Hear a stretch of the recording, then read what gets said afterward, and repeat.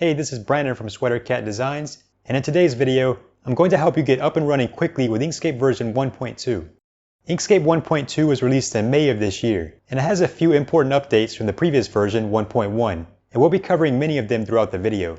But first, just in case you have no idea what Inkscape actually is, it's a vector graphics editor, similar to Adobe Illustrator and Affinity Designer, except it's free and open source.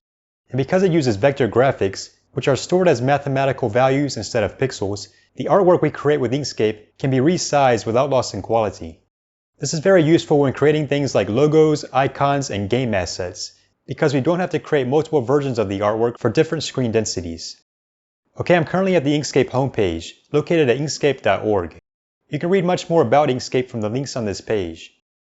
And in case you haven't already downloaded Inkscape 1.2, you can do so by clicking this Download Now button, then choosing your operating system, then choosing whichever architecture your system uses, 64-bit for me.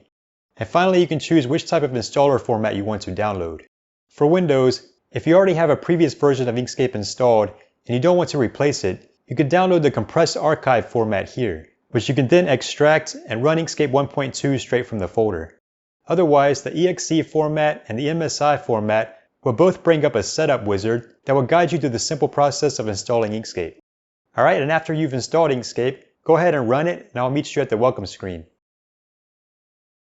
When we first start up Inkscape, we get this welcome screen here. In this first tab, Quick Setup, we can change the appearance of the canvas, like making it dark or look like a checkerboard. We can change the keyboard shortcuts that Inkscape uses, which could be helpful if we've been using similar software like Adobe Illustrator or Corel Draw and want to use the same shortcuts. We can change the appearance of the icons, which you can see down here.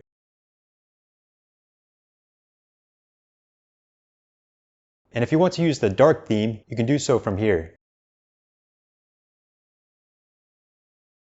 In the Supported by You tab, we can learn how to contribute to the development of Inkscape. In the Time to Draw tab, we can do things like load a document that we've used previously and choose from different templates. This is useful if we want to create artwork for something specific, like a business card for example, or a Facebook cover photo. All of these templates will change the dimensions of the page on the canvas, which we'll talk about in the next section. So let's go ahead and click New Document here, and let's learn about the canvas. The canvas is all of this gray area. We can draw things anywhere inside here. This white rectangle in the center of the canvas is called the page. The page is useful if we want to constrain our drawings to a particular area. The default size of the page is a standard A4 paper size, and if we had chosen a different template from the welcome screen, the page would be the size we chose. We'll look at another way to change the size of the page, as well as how to create multiple pages a bit later in the video. To the left of the canvas is the toolbox, which contains all of the tools we use for drawing, like the Select tool, the Shape tools, the Path tools, and the Text tool. We'll talk about these in detail later. Above the canvas is the Controls bar. The functions we get in this bar depend on which tool we have active in the toolbox. With the Select tool active, we can do things like select all objects, flip objects, and reposition objects. If we select another tool, like the Squares and Rectangles tool, the functions here change. The next bar up is the Commands bar, which contains basic commands like opening and saving documents, copying and pasting, zooming, and if we click on one of these 6 buttons here, it will open a dockable dialog here on the right. This is the Fill and Stroke dialog, which gives us a lot of control over an object's colors, and we can have multiple dialogs open at once. We can also easily hide and show them by dragging this bar here.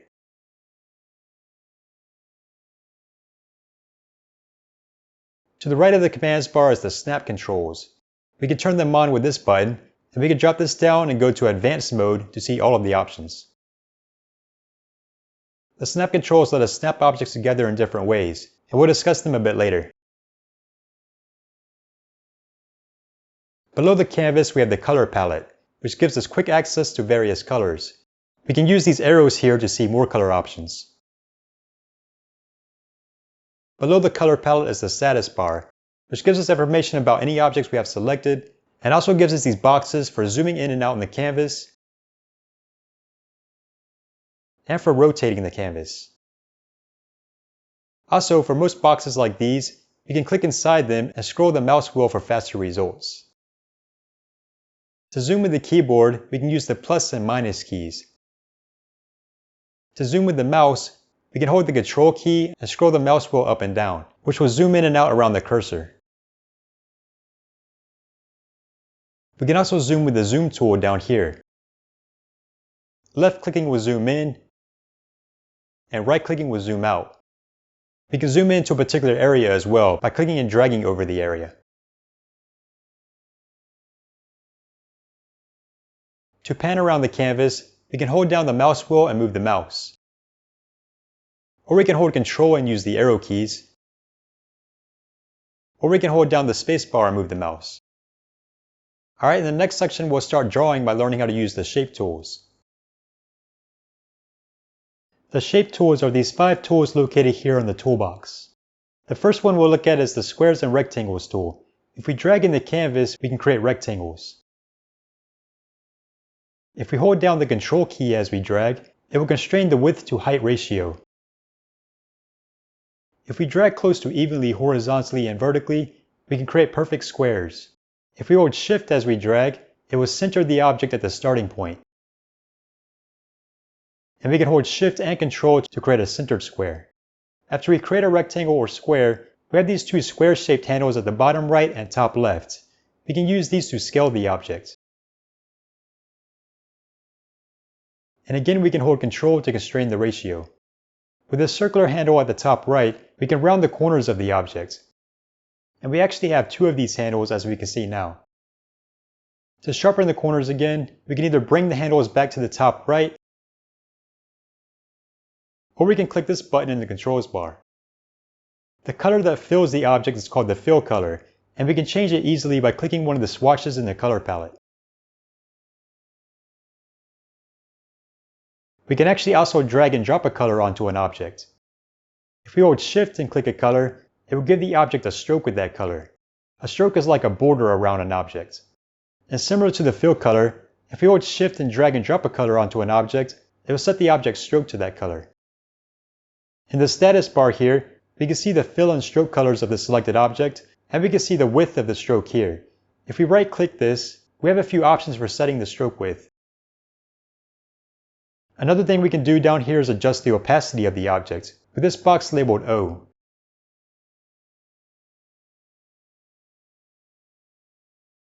If we want to turn off the selected object's fill color, we can click this red X here. To turn off the stroke, we can hold Shift and click the X. We actually have much more control over the colors of objects, as we'll see when we talk about the fill and stroke dialog soon. If we activate the Select tool here, we can move objects around. If we hold Control, it will force the object either to move only horizontally or only vertically. We can also scale objects with these arrows on the sides and corners.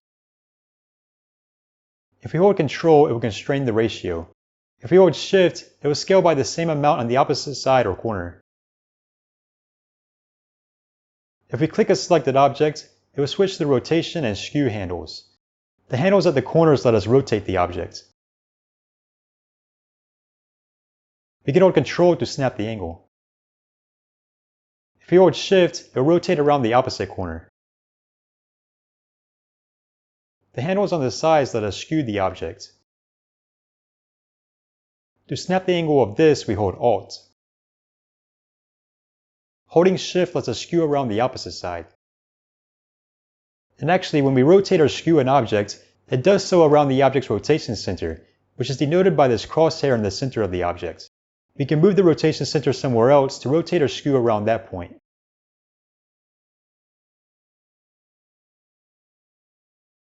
And if we click the object again, it goes back to the scale handles. We can actually transform multiple objects at once. To select multiple objects, we can either drag a selection box around them, or we can hold Shift and click an object to add it to the current selection. Now we can transform them together.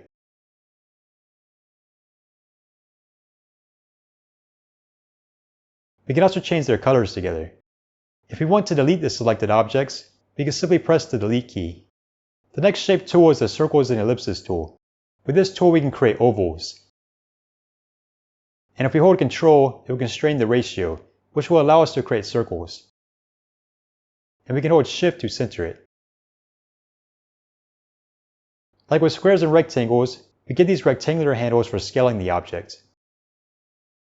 With the circular handles, if we drag outside the object, we can create segments. And if we drag inside, we can create arcs. To make the ellipse whole again, we can click this button up here. Next, we have the Stars and Polygons tool. The default mode is the star mode, with corners set to 5. So if we click and drag right now, we get a 5-cornered star. If we hold Ctrl, we can snap the angle of rotation. We can now change the number of this star's corners. Spoke ratio is the base radius to tip radius ratio, and it lets us get a more accurate looking star, depending on the number of corners.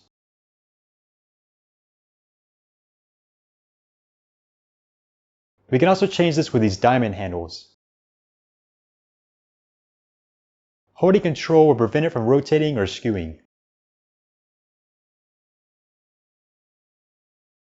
Rounded up here lets us round the corners. We can also do this by holding Shift as we drag a handle.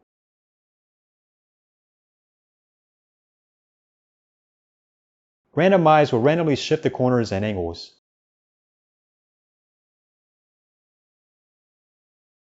Another way to do this is to hold Alt and drag a handle.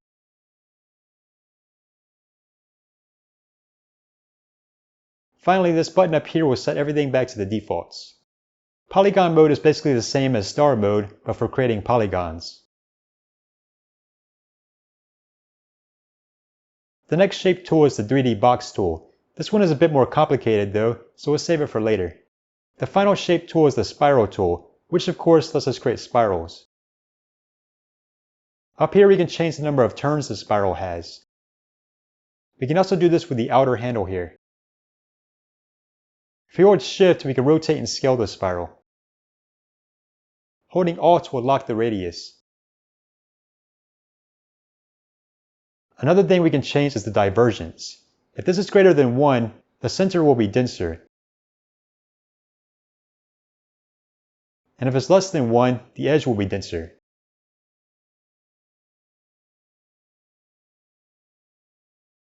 We can also change the divergence by holding Alt as we drag the inner handle. Dragging it without holding Alt will change the inner radius, which we can also change up here. And we can reset the spiral with this button.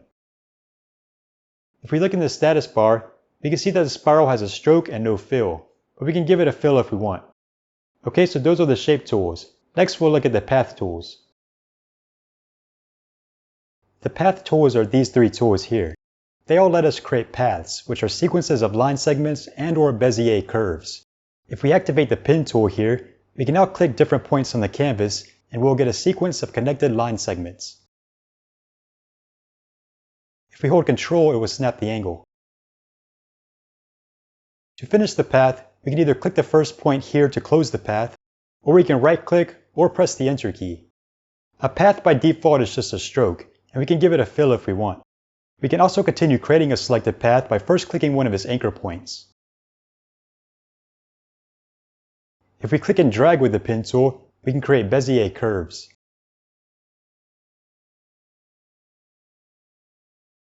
And we can have Bezier curves and line segments in a path.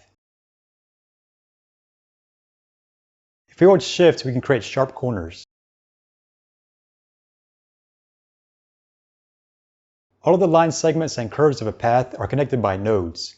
To access the nodes, we have to use the Node tool here. We can now see the nodes and adjust them.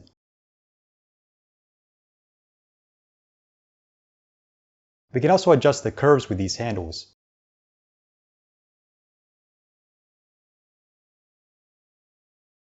If we drag out a line segment, we can turn it into a curve.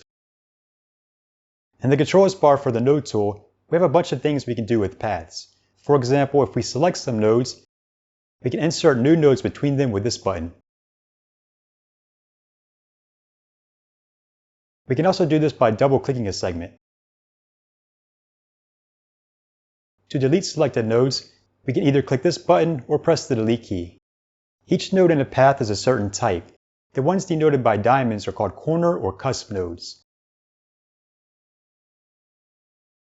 The square ones are called smooth nodes. These connect 2 curved segments, and their handles rotate together.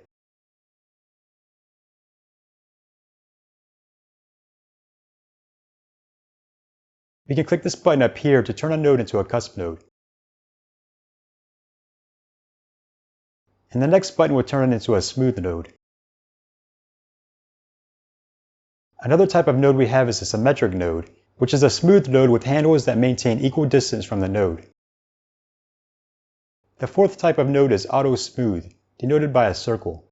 These nodes will maintain really smooth curves by automatically adjusting the handles as we move the node. Back in the pen tool, we have some different modes we can choose from here. The default is the Bezier mode, which we've been using so far. The spiral mode here lets us create super smooth curves.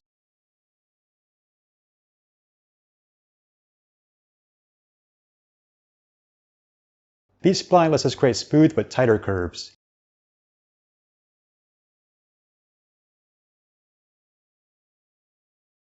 With the next mode, we can only create straight line segments. The final mode, paraxial, forces each segment to be perpendicular to the previous segment.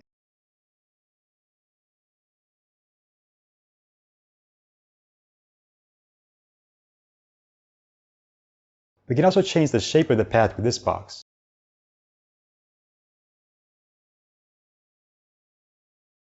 And we can change the scale of it here.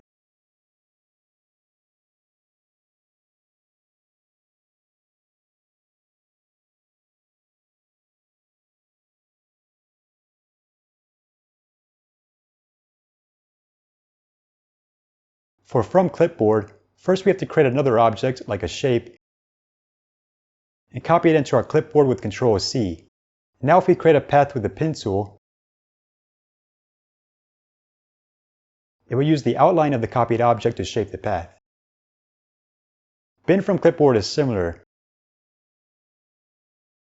but it will also use the color information of the copied object.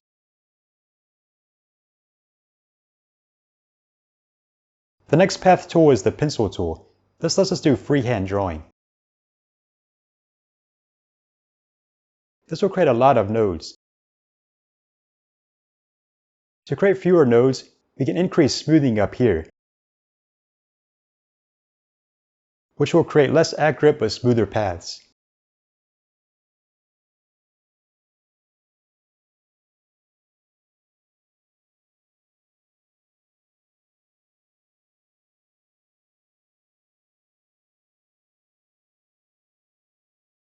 Like with the pen tool, we can change the shape of the path.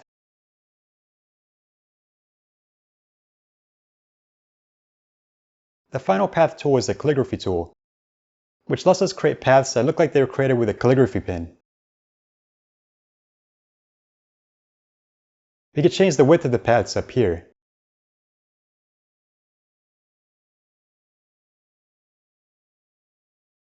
If thinning here is greater than 0, drawing fast will make the path thinner.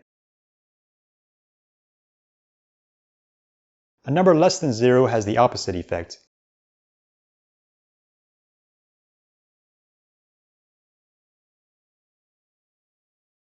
When mass here is greater than 0, the path will lag behind the cursor, letting us get a smoother result.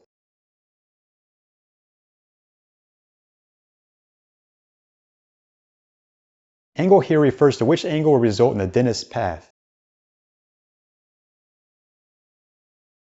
So if we set it to 0, now drawing horizontally will give us the thinnest path, and vertically will give us the thickest path. -90 or 90 does the opposite.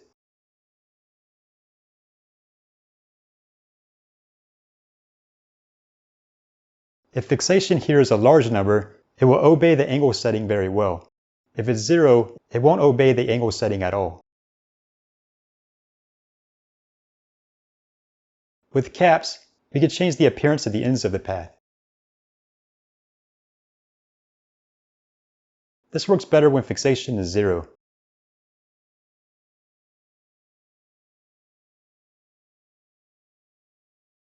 Trimmer lets us create rugged paths.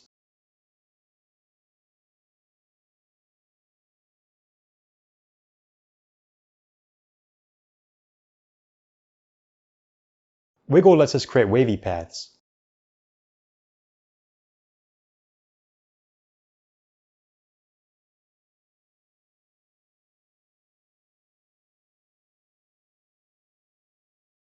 We also get different presets here, which will use different settings.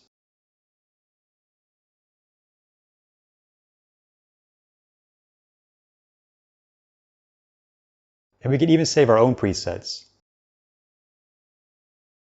One more thing for this section is that if we create a shape object and switch to the node tool, we don't have access to the shape's nodes. To get access to the nodes, we have to turn it into a path first by going to Path, Object to Path. Now we can move the nodes around and do things like add more nodes. Okay, that's how we can create paths. Paths will become very useful later when we talk about the different operations we can perform on them.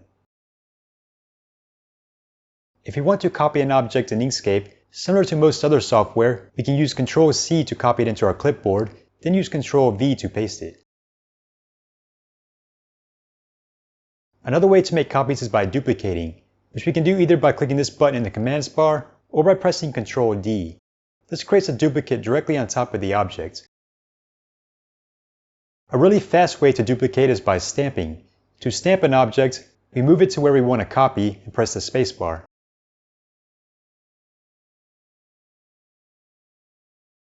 We can also stamp as we rotate.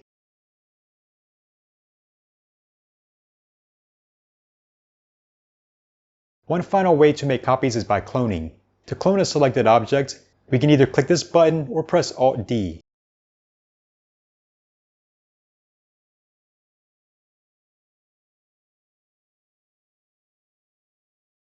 Unlike with copying and pasting or duplicating, however, clones are linked to the original object. So if we scale or rotate the original object, the same happens to the clones. This goes for the colors as well. If we want to unlink a clone from the original object, we can select it and click this button. Now modifying the original object won't modify it.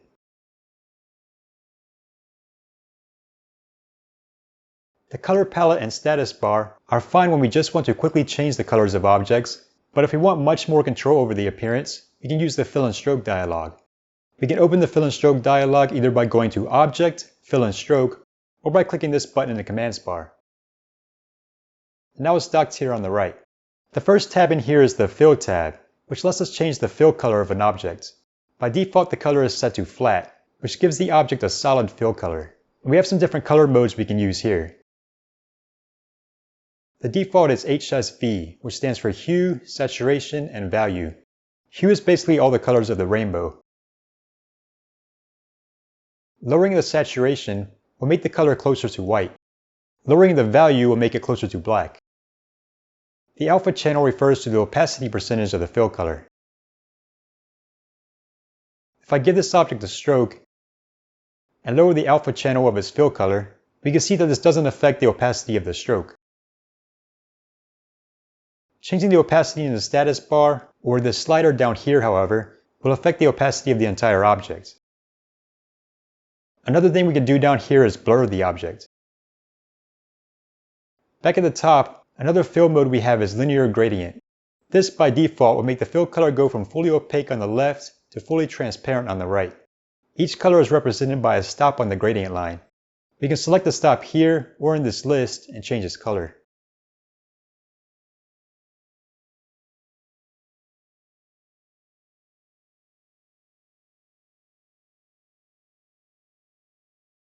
And we can reposition the stops.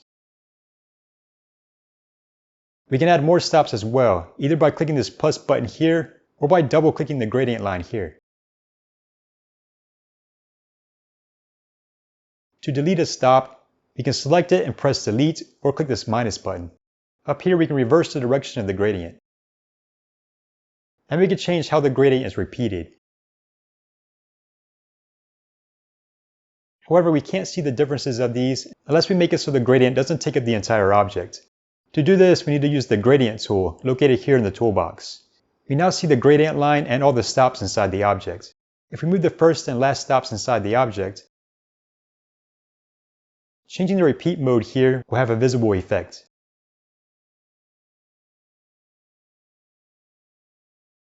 We can do this from the controls bar as well. Another thing we can do with the gradient tool is rotate the gradient. And we can use the tool to change the offsets of the inner stops. We can also add stops by double-clicking the gradient line. To reset the positioning of the gradient, we can double-click the object. The next mode in the fill and stroke dialog is radial gradient. And instead of clicking it here, we can choose the radial gradient option here in the controls bar, then double-click an object to give it a radial gradient. Radial gradients by default go from fully opaque in the center to fully transparent at two end stops. These end stops rotate together, and they also share the same color information. We can double-click a gradient line to add a new stop, and it will also add one to the other line. These share the same color information and offset. We have another type of gradient called mesh gradient, but we'll save this one for later. Next, we can give the object a pattern fill. The default pattern is stripes 1 to 1, and we have many others we can choose from. If we switch to the node tool, we get these handles that we can use to modify the pattern. In the stroke paint tab here, we get all the same options for the stroke as for the fill, such as giving it a flat color or linear gradient. For more control over the appearance of the stroke, we can use the Stroke Style tab. First, we can change the width of the stroke.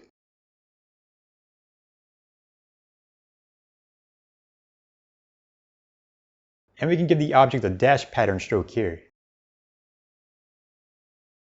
With the pattern box, we can create our own dash pattern. Each pair of numbers is the length of a dash followed by the length of a gap. Markers here lets us add various markers to the nodes of a path.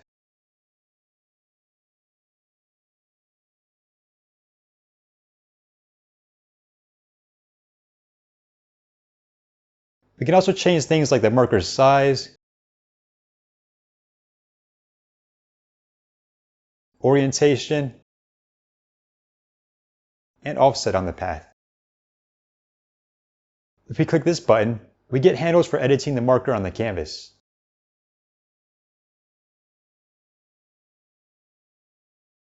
Join here lets us change the appearance of the corners of an object stroke.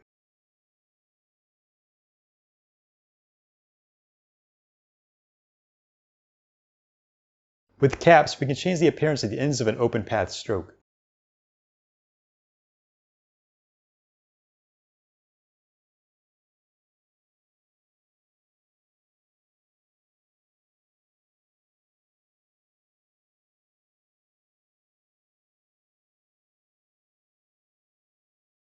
Order here just lets us change the order in which an object's fill, stroke, and markers are drawn. We can hover over each button to see what order it uses. The path operations are all located in the Path menu. And because they're performed on paths, if we're using shape objects, we should turn them into paths first by going to Path, Object to Path. The first path operation is union. With this, any selected paths that are overlapping, like these two, will become a single path, and any other selected paths will become subpaths of a single object. We can see that this is all one object by the single bounding box around it. They also share the same color information, which was taken from the bottommost path. If we switch to the node tool, we can see that the two paths that were overlapping are now a single path, and the object contains two subpaths.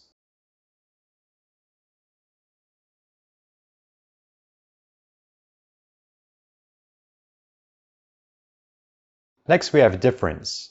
If we have two selected paths that are overlapping, difference will delete the top path and will also cut out the overlapping part from the bottom path. The next operation, intersection, will leave only the overlapping parts of the selected paths. We can also do this with more than two paths.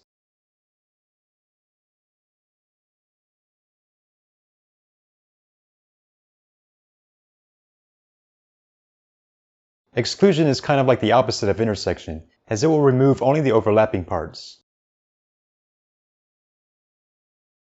The division operation will delete the top path and cut out the overlapping part from the bottom path, but it will actually leave that part as a separate object.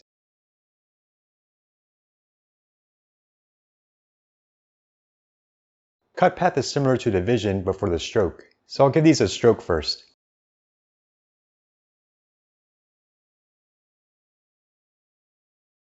It removes the fill of the bottom path and cuts this part out of the stroke.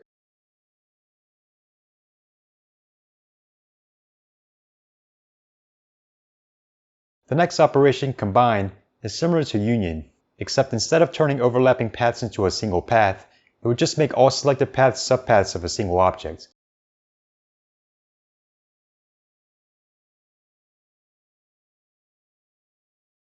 And we can use the next operation, break apart, to separate the subpaths again. Another thing with break apart is that if I move this object so that there's an enclosed area between them, and create another object down here,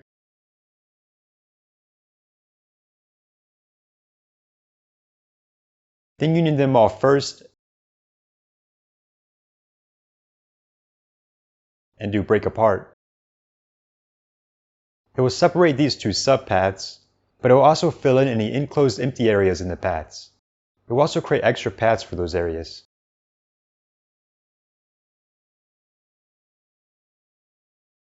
The next operation, split path, is similar to break apart, but if I union these again and do split path,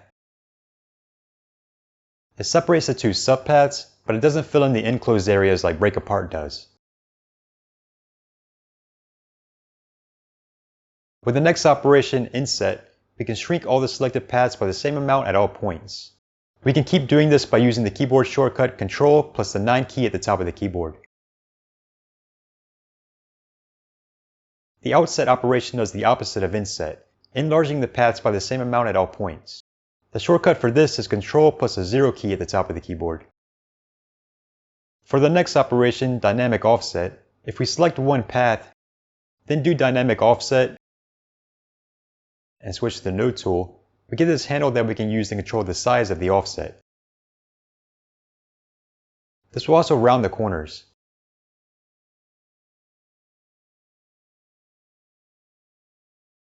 Linked offset is similar to dynamic offset, except it will create a separate object to use as the offset. If I drag this out and change the color, we can see it's separate from the original path, allowing us to create a border for the path. With the simplify operation here, we can reduce the number of nodes a path has. This is really useful for paths created with the pencil tool, which tend to have a bunch of nodes. If I do simplify in this path, we can see it reduces the nodes and makes the path smoother. We can use the shortcut Ctrl L to keep doing it. The last path operation, reverse, will reverse the direction of a path's nodes. If I increase the width of this path and add some markers to it,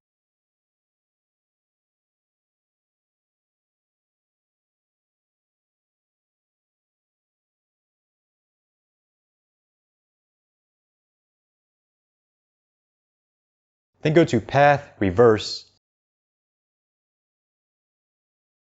the directions and positions of the markers are reversed.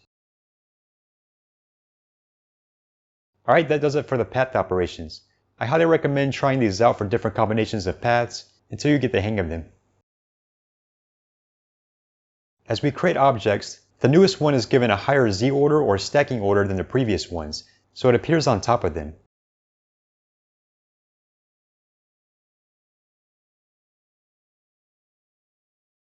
To change the Z order of objects, we have these 4 buttons here in the controls bar for the Select tool.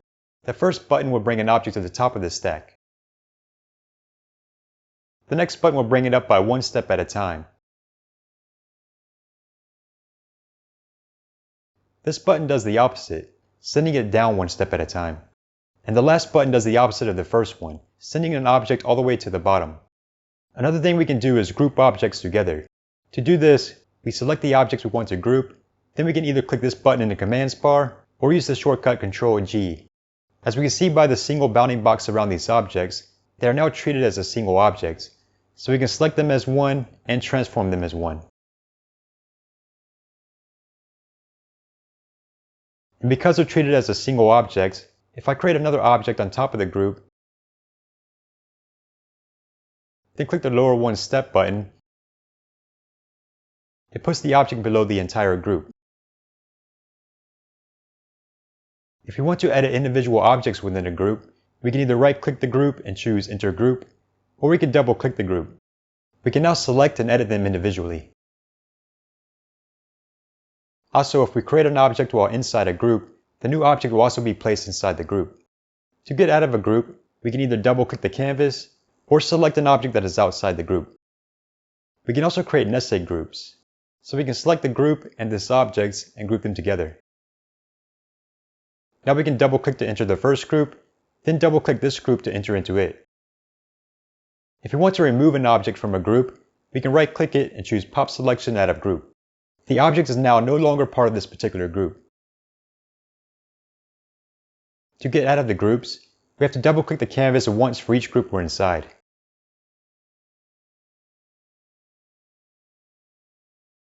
To ungroup objects, we can either click this button or we can press Shift-Control-G. This will ungroup the first group, and we have to do it again to ungroup the other one. To create text objects, we simply activate the text tool here, click in the canvas and start typing. And we can press the Enter key to start a new line. With this diamond handle here, we can adjust the width of the box containing the text. In the controls bar, we can change things like the font family, the font style, and the font size. We can also adjust spacing between baselines in the text, which are lines that go along the bottom of the text and which disregard the tails of letters like lowercase y's and j's. With this box, we can change the alignment of the text. These two buttons here are for creating superscripts and subscripts.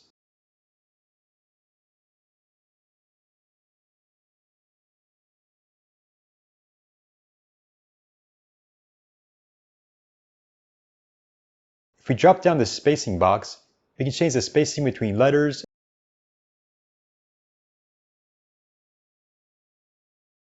and whole words.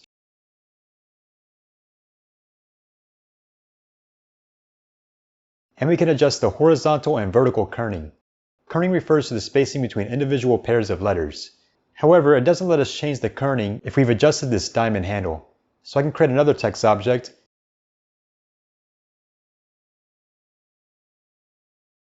then put the cursor between these two letters, for example, and adjust their kerning.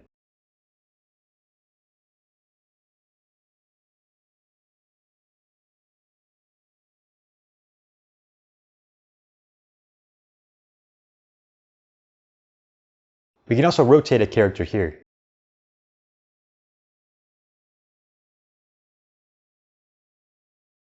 These last three boxes are just for adjusting the direction of the text.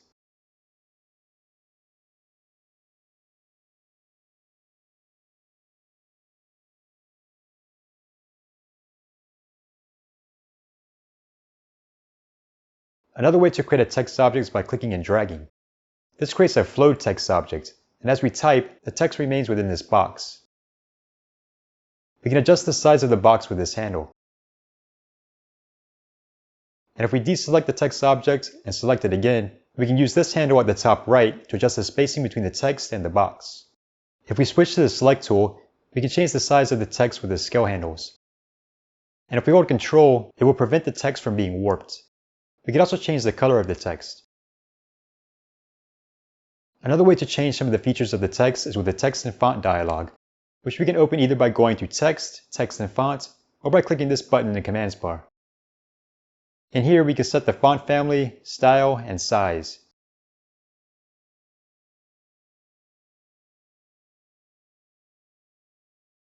We get a preview of it down here, and we have to click Apply to apply the changes.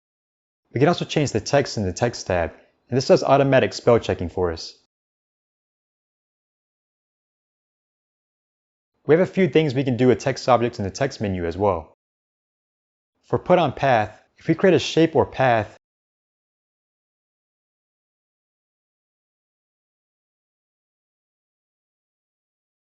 then select it and a text object and do Put on Path, it wraps the text around the outside of the shape. If we transform the shape, the text object transforms accordingly.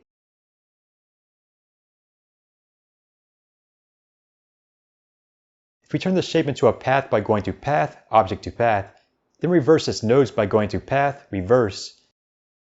It wraps the text around the inside of the shape, but we might have to click the lower one step button here to put the shape below the text. To remove the text object from the shape and put it back the way it was, we can select it and go to Text, Remove from Path. However, if we want to keep the text object like this, but be able to delete the shape, we can turn the text object into a path by going to Path, Object to Path. Now we can delete the shape. Another option we have in the text menu is Flow into Frame. With this, we can create a shape and a text object.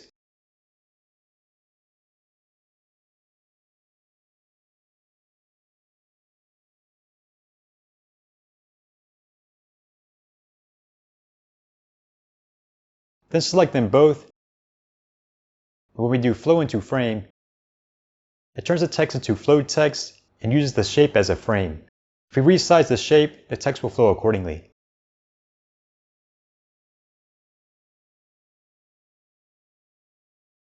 And if we select the text object and go to the Text tool, we have this diamond handle for adjusting the spacing between the text and the frame. Another thing we have in here is Set Subtraction Frames. For this, we can create another object, then select it and a float text object like this one, then do Set Subtraction Frames. And now when we move the object onto the text will wrap around the object. Finally, if we want to modify individual characters in a text object, we first have to turn it into a path. This gives us a group of paths, with each character being a separate path. We can either enter the group by double-clicking it, or we can just ungroup the paths. Now we can modify the individual characters.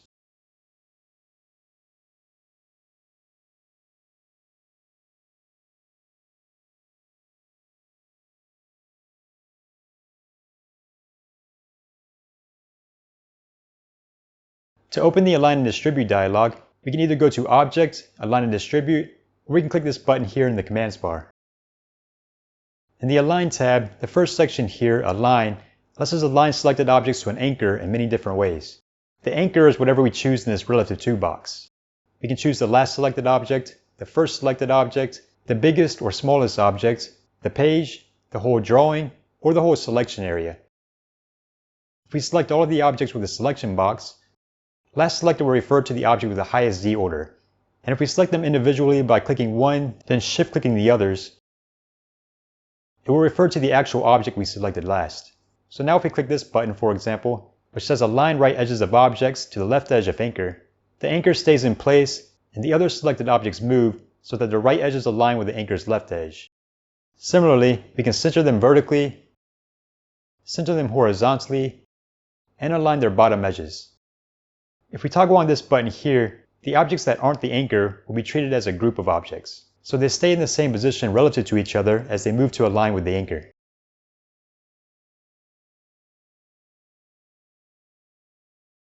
If we toggle on this top button, then click one of the selected objects twice, we get these alignment handles. Now we can align all the objects to the corners and sides of the selection area. If we hold Shift and click a handle, it would do the inverse.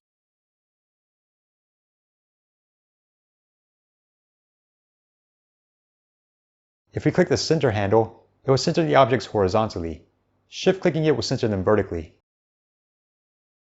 With the buttons in the Distribute section, we can adjust the spacing between the selected objects. For example, we can put equal spacing between their left edges, make the horizontal gaps between them equal, and put equal vertical spacing between their centers. In the Rearrange section, we can do things like exchange their positions by selection order, exchange their positions by Z order, and randomize their centers. With the Remove Overlap section, if we overlap some of the objects, we can force them to have a minimum amount of horizontal and vertical spacing between their bounding boxes.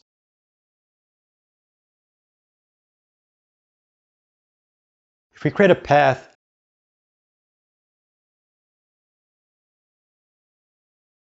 and go to the Node tool, we get these two sections for aligning and distributing the selected nodes of the path. For example, we can align them horizontally through the middle of the selection, and we can put equal spacing between them horizontally. In the Grid tab, we can arrange selected objects into a rectangular grid. If we select some objects and change either the rows or columns value here, the other value will also change in order to provide enough rows and columns for all of the selected objects. And we can click the Arrange button down here to arrange them in the specified numbers of rows and columns. When this Equal Height option is checked, all of the rows will be the height of the tallest selected object. If we turn it off, each row will be the height of the tallest object in that row. Similarly, with Equal Width turned on, all columns will be the width of the widest selected object, and with it off, each column will be the width of the widest object in that column. With the Alignment section here, we can change how the objects get aligned in the cells of the grid. Down here, we can choose whether to fit all of the objects into the selection box or to put spacing between the rows and/or columns. This is chosen by default, with 15 pixels of spacing between all rows and columns. For Fit into Selection box, if we rearrange these objects, select them, and click Arrange, the grid will fill up the entire selection area. Finally, we have the Circular tab. This lets us arrange objects around an ellipse. By default, it will arrange the objects around the first selected ellipse. So if I select this big ellipse, then hold Shift and drag a selection box around these other objects, and click Arrange, it arranges the objects around the big ellipse.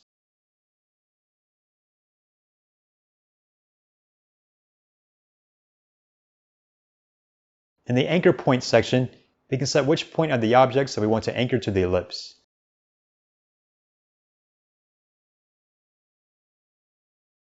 We can also arrange the objects around the last selected ellipse, or we can use Parameterize here to define an imaginary ellipse. Finally, we can choose whether or not the objects should rotate as they are arranged around the ellipse.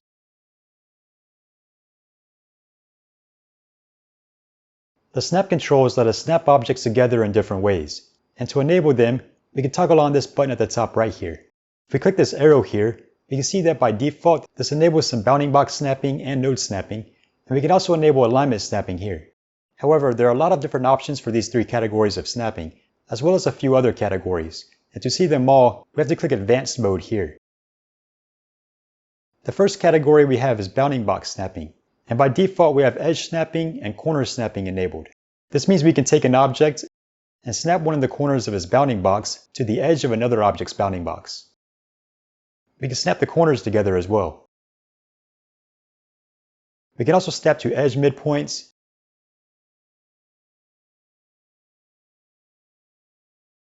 and to bounding box centers.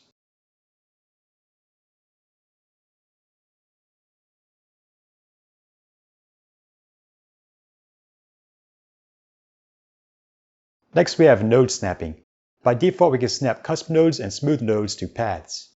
Paths here refers to the actual shape of the objects, as opposed to their bounding boxes.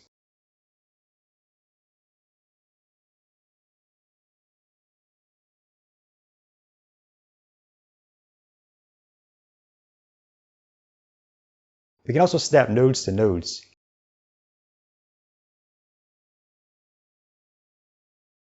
Smooth node snapping here also lets us snap to quadrant points, which are the points where an ellipse's shape changes direction.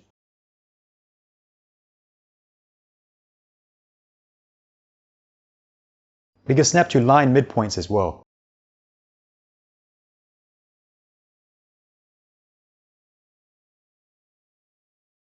For path intersection snapping, if we overlap an object with another one, we can now snap to the points where their paths intersect.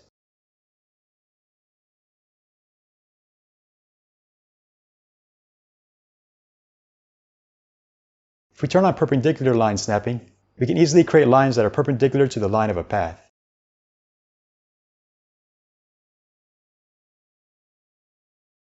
And with tangential line snapping, we can create tangent lines.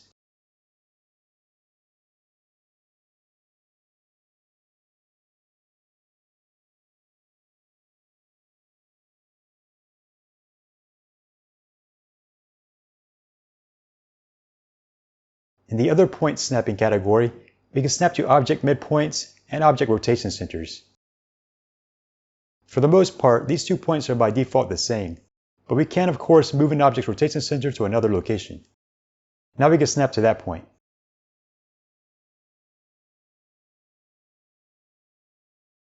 If we turn on alignment snapping, now as we move objects around, we get these red lines that allow us to align the objects in different ways, depending on the other types of snapping we have enabled.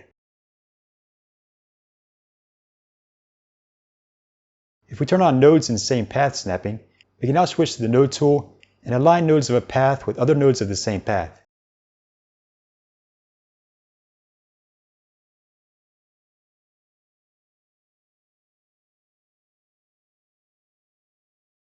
With same distances snapping, we can duplicate an object and move it over here, then duplicate again, and now when we move this one over here, these red lines will show up at the bottoms to let us know that the objects have equal spacing between them. We can do this vertically as well.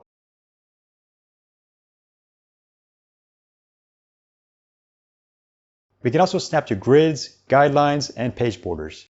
Finally, if we want to reset the snapping to the defaults and return to simple mode, we can click this down here. And we can turn snapping back off completely if we want. Layers allow us to keep parts of our drawing separate from each other, and by default we start out with one layer labeled Layer 1, as we can see in the status bar. Any objects we create at the moment are placed in Layer 1.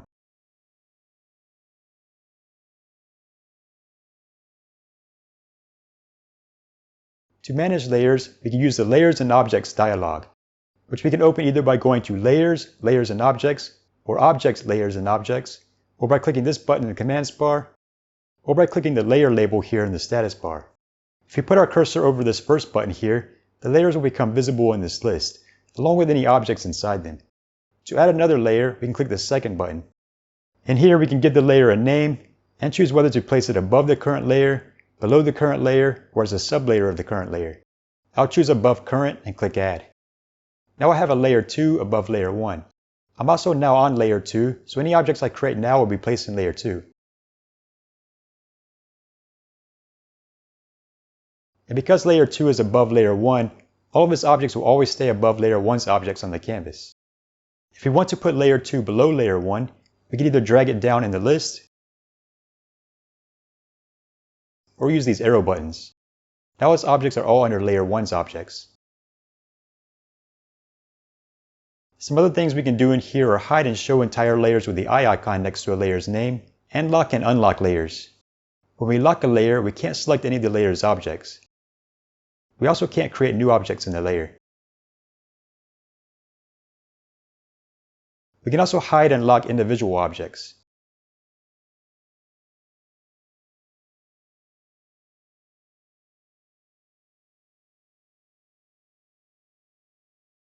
And we can move them around in the layer, which will change their Z order. If we add another layer and choose as sublayer of current, the layer will be placed inside the current layer.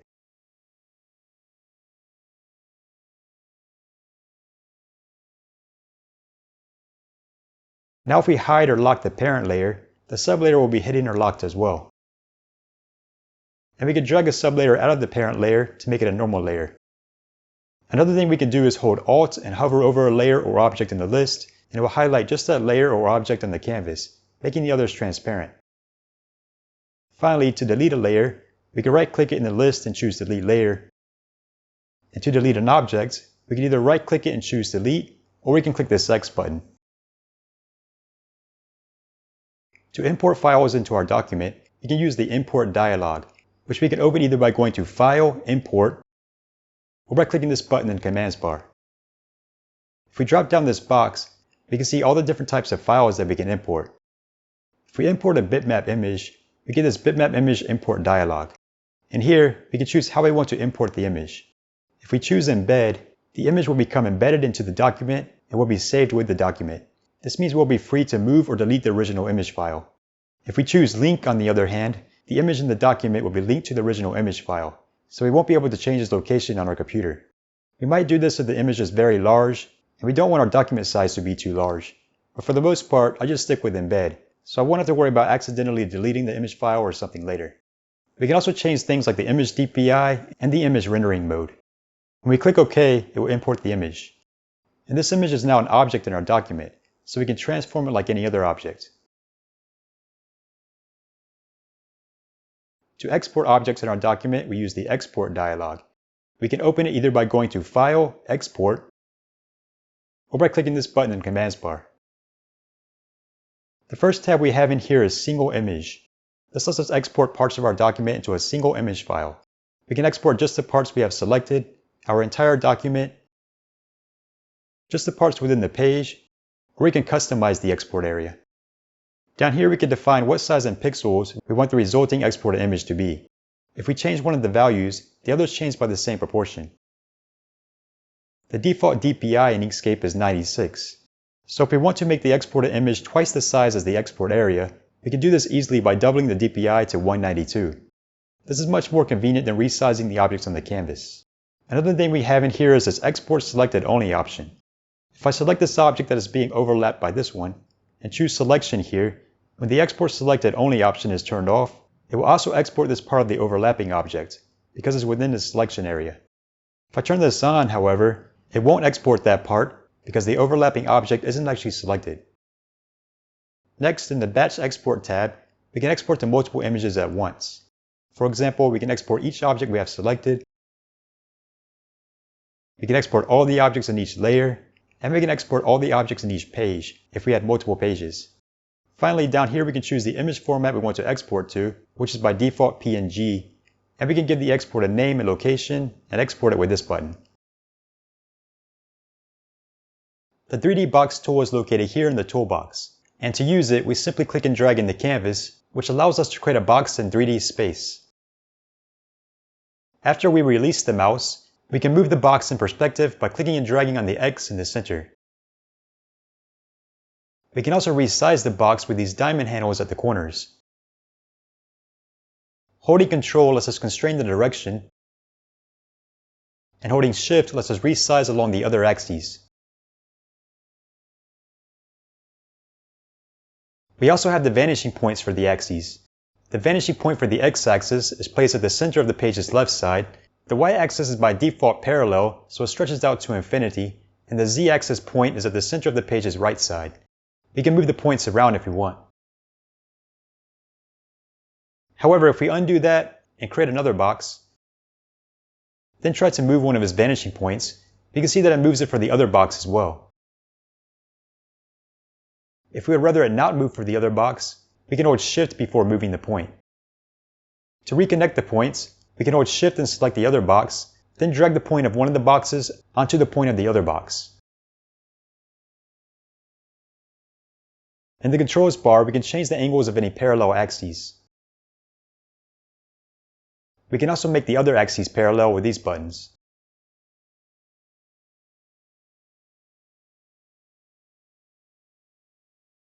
If we use the Select tool to move a box, we can move it without changing the box's perspective. We can also transform it. And a 3D box is actually a group of objects, with each side being a separate object. To enter the group, we can either right-click and choose Enter Group, or we can hold Ctrl and click a side to select that side.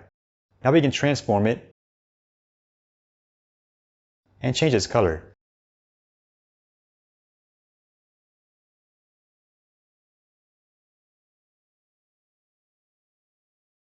If we go back to the 3D box tool, we can still move the box around in perspective.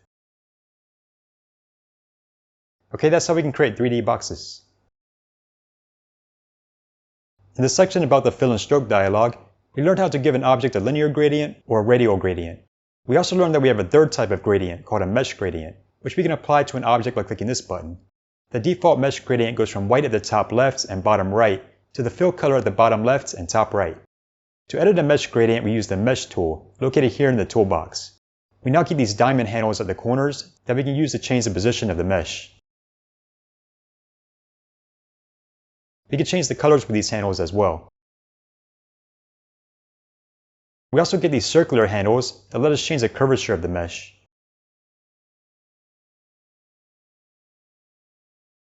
If we double-click a vertical line in a mesh, we can add another row. If we double click a horizontal line, we can add a new column. If we select the segment, we can click this button in the controls bar to make it either a straight line segment or a Bezier curve segment. If we make an area somewhat elliptical,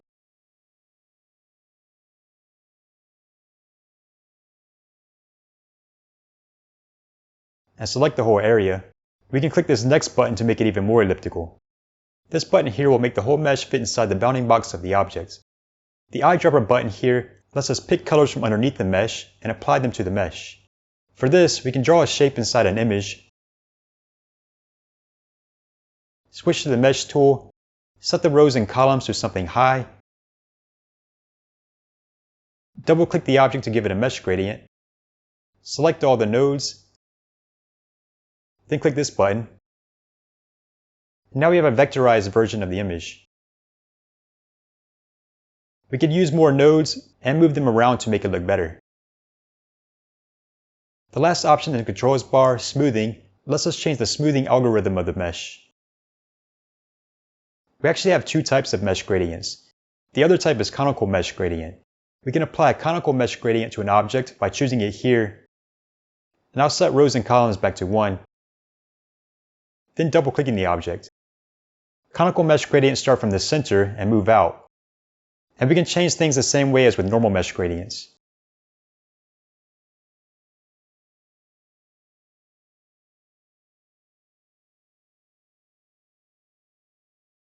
We can also add more rows and columns by double-clicking segments.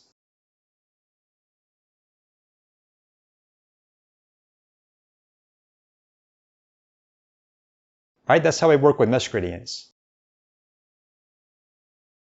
The color picker tool is located here in the toolbox, and if we have an object selected, we can click any color on the canvas and it will change the selected object's fill color to that color. If we hold Shift and click a color, it will set the selected object's stroke color to that color. If we hold Alt and click a color, it will set the selected object's fill color to the inverse of the picked color. If we look at the color wheel here in the fill and stroke dialog, the inverse of a color is the color that's on the opposite side of the color wheel. We can do the same with the stroke by holding Alt and Shift and clicking a color. We can also drag over some colors, which will create this circle around our cursor, and when we release the mouse, it will set the selected object's fill color to the average of the colors inside the circle. And because some empty areas in the canvas were included, the selected object's fill color is now partially transparent. We can also set the stroke color to the average color by holding Shift as we drag. In the controls bar, we have these two toggle buttons, Pick and Assign. When they're both turned on, like they are by default, clicking a transparent color will also make the selected object transparent. If we turn off Assign and click a color, it will pick the color without taking transparency into account. And if we turn off Pick and click a transparent color, it won't make the selected object transparent, but it will factor in the transparency when setting the color. So these objects now appear to have the same color, but this one is actually fully opaque and this one isn't. Also, Assign only works if Pick is turned on. The Paint Bucket tool is located here in the toolbox. What we can do with it is, we can choose a color from the palette, and if we have an empty area on the canvas that is completely surrounded by objects, like here, we can click it and it will fill in the area. And this actually creates a new path in the area. Another thing we can do is choose a color and click an area of an object to fill in that area. If we move this path, we can see that it doesn't fill in the parts that are being overlapped by other objects. This is because the tool will start filling in pixels that match the pixel we clicked until it reaches pixels that don't match. This includes objects that are different colors and the canvas. In the controls bar, we have this Fill By box, which lets us choose a particular color channel we want to work with. If I choose, for example, green, now I can't fill in the red or blue objects because they have no green in them, and the canvas, which surrounds them, also doesn't have any green. The yellow object, however, does have green in it, and is surrounded by non-green pixels, so I can fill it. Now if I give this object this lime green fill, deselect it, switch to the Paint Bucket tool, choose a color, and click either the green or the yellow object, it will fill them both because they're touching, and they both have green in their colors. And that's actually only because the amounts of green in the pixels of these two objects match very closely. If I set this other object to this teal color here, deselect it, switch to the paint bucket tool, choose a color, and click this object, it only fills this object because it has less green than the other two objects touching it. Similarly, clicking one of the other objects will only fill the two of them. However, we can get around this by setting threshold up here to something high, like 50. Now clicking one of the objects will fill all three, because their green channels match closely enough to surpass the threshold. The next option we have up here is Grow Shrink By. This lets us make the path either bigger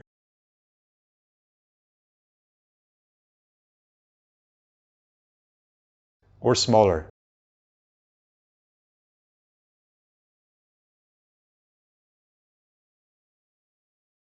With closed gaps here, if I move this object so it's not quite touching this other one, then try to fill in this empty area with the paint bucket tool, it doesn't work because of the gap here. However, we can use the closed gaps box to make the tool ignore gaps up to a certain size. There we go. Finally, we have this button here that will reset all the tool's settings. We can use the Tweak tool, located here, to move around, sculpt, or paint selected objects in many different ways. What the tool does depends on which mode we have chosen here in the controls bar, with the default being the Move mode. With this mode, as we click and drag, any objects that touch the circle around our cursor will move in the direction in which we first moved the mouse. We can use the Width setting over here to change the size of the circle around the cursor.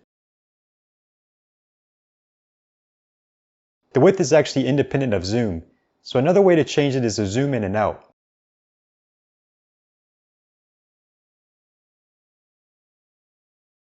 The next setting, Force, lets us change how much of a force the tool will have on the objects.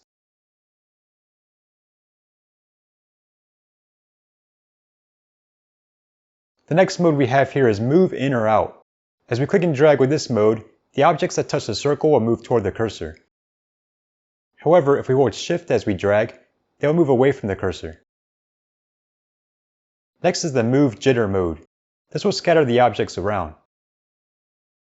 This works better with a higher force.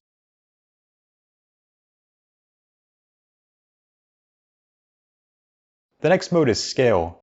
Normal dragging will shrink the objects, and Shift dragging will enlarge them. Next we have the Rotate mode. Normal dragging rotates the objects clockwise, and Shift dragging rotates them counterclockwise. The next mode is Duplicate/Delete. Normal dragging will duplicate the objects.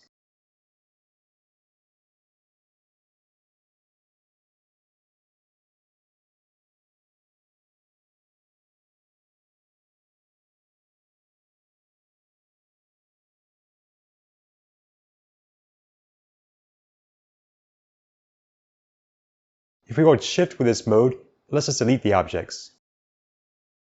These first 6 modes work on all objects, but the next 4 only work on paths. If we're using shape objects, these modes will automatically turn any objects we touch into paths.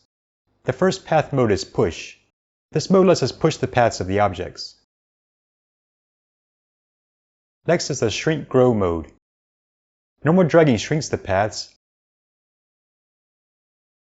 and Shift dragging makes them grow. Next is the Track/Repel. Normal dragging pulls the paths toward the cursor, and Shift dragging pushes them away. The final path mode is Roughen. This will add a lot of nodes to the paths and move them randomly to give the paths a rough appearance. If we have fidelity here set to something high like it is by default, it can cause Inkscape to freeze because it will add a ton of nodes all at once, so we can lower it to add fewer nodes.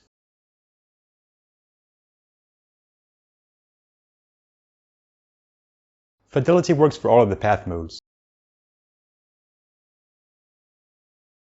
The next mode is Paint. With this mode, we can choose the color from the palette, then as we drag over the objects, it will start shifting the colors more toward the tool's color. We can also choose which channels we want to affect here. The next mode is Jitter, and it will randomize the colors of the objects. The final mode is Blur. Normal dragging increases the blur of the objects, and Shift dragging decreases it.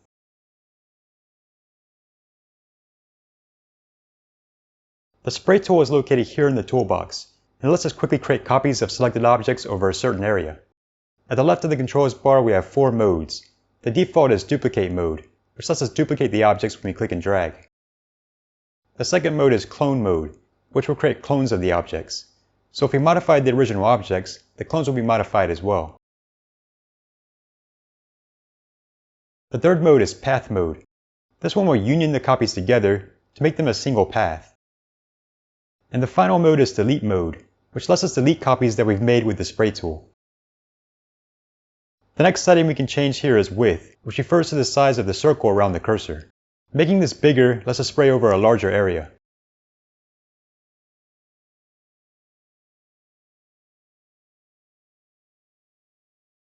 The width is independent of zoom, which means we can also change the width by zooming in and out.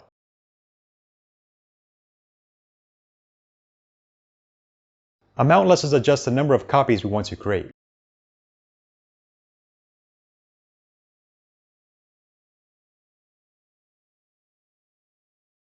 With rotation, which goes up to 100, we can apply a random rotation to the copies. Scale, which also goes up to 100, lets us apply a random scale to the copies.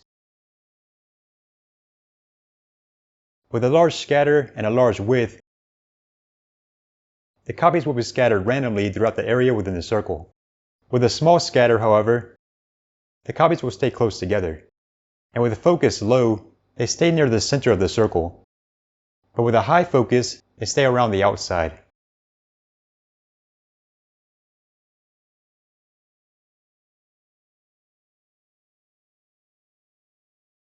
Next, we have these 2 eye buttons. The open eye one lets us spray over non-transparent areas. With it off, we can't spray over non-transparent areas. The closed eye button lets us spray over transparent areas. For the next button, if we have only one of the eye buttons turned on, this button will prevent the copies from overlapping. The button next to it lets us offset the copies by a certain percentage.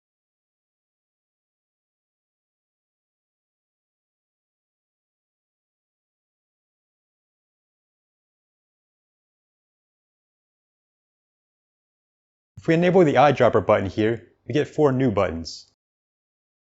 The first one will use the colors under the tool to determine the fill color of the copies.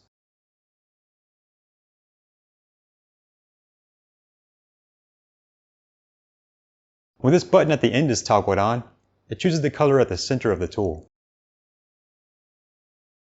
And with it off, it uses an average of the colors within the tool. The next button is for the stroke color.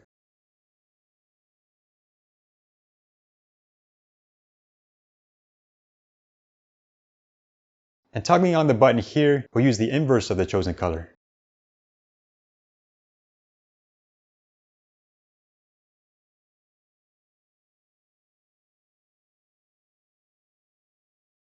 The eraser tool, located here in the toolbox, lets us delete whole objects or parts of objects.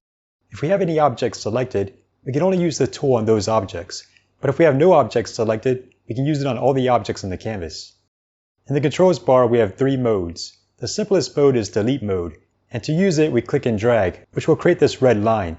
When we release the mouse, any objects touching the red line get deleted. The next mode is cutout mode. With this one, after we release the mouse, any parts of the objects the red line touches will be cut out. This will also turn the objects into paths. With this mode we get some more options here. First, we can change the width of the red line.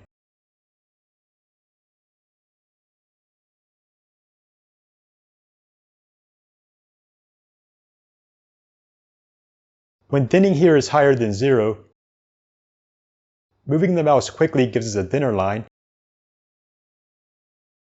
and when it's lower than 0, moving quickly gives us a thicker line.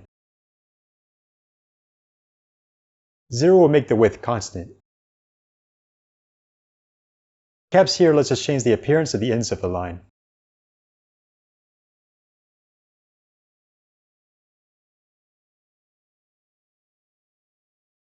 Trimmer gives us a rough line.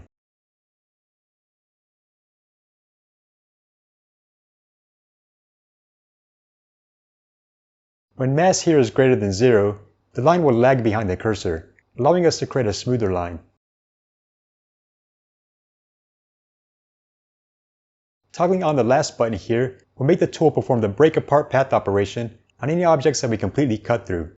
If I cut through this object right now, then switch to the select tool, we can see that this is still a single object. But if I undo that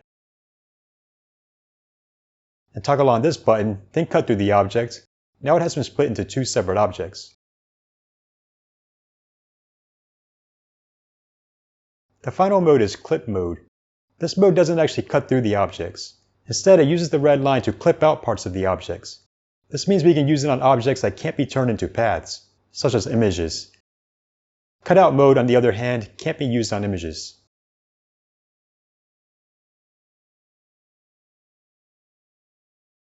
The page tool is located at the bottom of the toolbox, and it lets us resize pages and create multiple pages. To resize a page, we first select it, and now we can either choose a template from here in the controls bar, or we can drag the handles at the corners of the page. To add a new page, we can either click this button up here, or we can simply click and drag in an empty area on the canvas. We can now reposition the pages with these buttons. We can also move pages by clicking and dragging them. Also, if we have any objects touching a page, when this button is toggled on, moving the page will move the objects as well. If we turn it off, the objects won't be moved with the page. With this box here, we can give a page a label, which will appear at the top left corner of the page. To delete a selected page, we can either click this button or press the delete key. This will also delete any objects touching the page. We also have this button here. For this, if we create some objects and select them, then switch back to the page tool and select a page, clicking this button is supposed to make the selected page fit around the selected objects, but it doesn't seem to work for me. However, if we go back to the select tool and use the shortcut Shift-Control-R, now it works correctly. Finally, at the right here on the status bar, we can switch between the pages. This will zoom in on the chosen page. Okay guys, that was a quick overview of some of the most important tools and features of Inkscape. There are, of course, many more things we can do with Inkscape, such as clipping and masking, using path effects, extensions, and filters, and vectorizing images with the trace bitmap dialog. You can find videos on how to use these throughout my channel. Also, if you would like to go much more in depth on everything Inkscape has to offer, as well as learn how to use it for real projects, I have 2 full Inkscape courses available: Inkscape Hyperdrive, Master the Fundamentals, and Inkscape Deep Dive, Beginner to Master. I'll leave links to the courses in the description below so that you can check them out. Anyway, thank you very much for watching, and I'll see you in the next video.